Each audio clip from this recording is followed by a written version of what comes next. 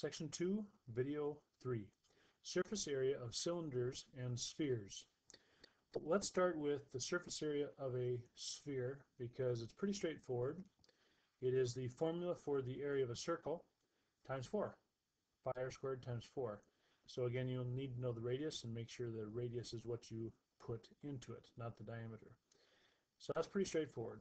The surface area of a cylinder, on the other hand, is a bit more interesting. If you look closely at it, you have the area of a circle times 2 because you have a circle on top and a circle on the bottom. These would be considered the bases. So you're finding the area of each circle. And then you have the area right here. This piece is considered the side. Okay, now if it was a soup can, it'd be like the label of the soup can. So what it does is it takes the circumference times the height.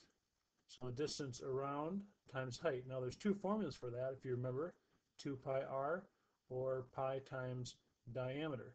Both are interchangeable so long as you take that number you get times height. And then you add them together. So 3 faces per se to that shape for surface area that you will add together to get the total. So let's take a look at this example. We have a cat food can, has a height of 14.5 centimeters and a diameter of 9. How much paper would you need to make a label? Now keep in mind where the label would go. So if you look at our formula, and we get rid of all this, where's the label? Well, we mentioned a moment ago that it's this part. So let's consider if we have enough information for that. We have the height, and we have the diameter, which we can use because remember this is the circumference part, and you can represent circumference by pi times diameter and then times the height, or 2 pi r times the height. So I think in this case, since we have diameter, we'll use that one. So we plug that in and we will get pi, diameter is 9, height is 14.5, and we put that together. The label then, if we use 3.14 for the symbol pi, would be 409.77 centimeters squared. And again, we're only doing that part of that formula because they want the label that we would need. Now let's suppose a water tank in the shape of a right cylinder, which is what we had just looked at, is 30 feet long and 8 feet in diameter. How much sheet metal would we use for the construction?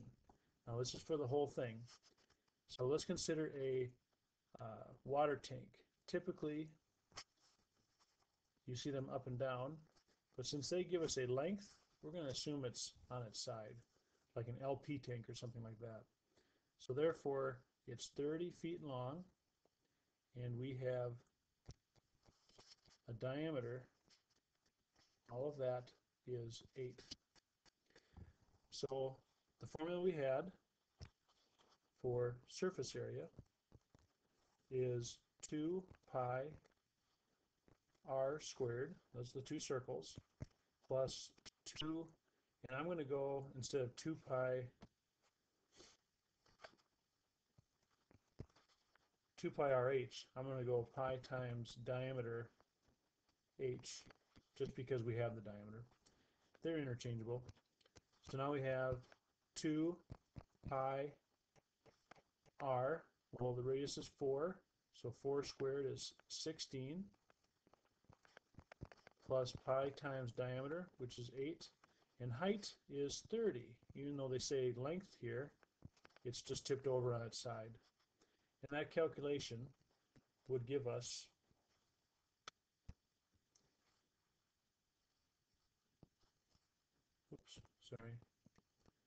854.08 feet squared. Let's try a problem that makes us go backwards. We're looking for the radius now when they tell us the surface area is 64 pi. Now they tell us it's a sphere, so if we go back to that formula, the formula for the surface area of a sphere is 4 pi r squared. That equals surface area. Well, they told us the surface area. It is 64 pi. So that equals 4 pi r squared. And now we just have to solve for r. So if we divide both sides by 4 pi, we will have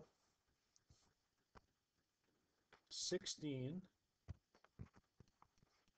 equals r squared. We square root that, and our r will be 4.